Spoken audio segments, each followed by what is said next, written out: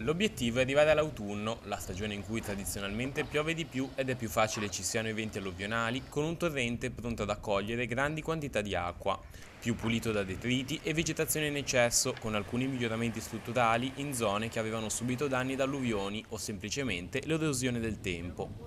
A Casalza Ligure sono in corso dei lavori di sistemazione del torrente Petronio in 4 punti diversi del corso d'acqua. Il primo, iniziato circa 7 mesi fa e ormai terminato, ha visto il rifacimento della briglia nella zona di Via Tangoni in centro a Casarza. Mancano ancora alcune procedure burocratiche per chiudere effettivamente il cantiere. Vedeva la ricostruzione della briglia che era stata divelta all'altezza della Scubapro di Casarza Ligure, della fabbrica Subapro.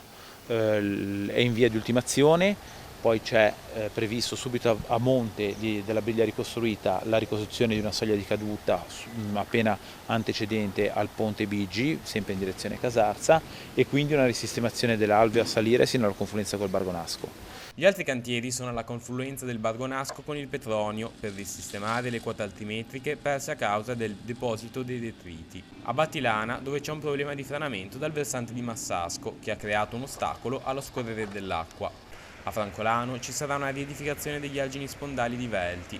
La fine di tutti questi interventi è prevista a ottobre 2024. Sono tutta una serie di problematiche che stiamo affrontando, sostanzialmente derivate da quello che sono stati gli eventi alluvionali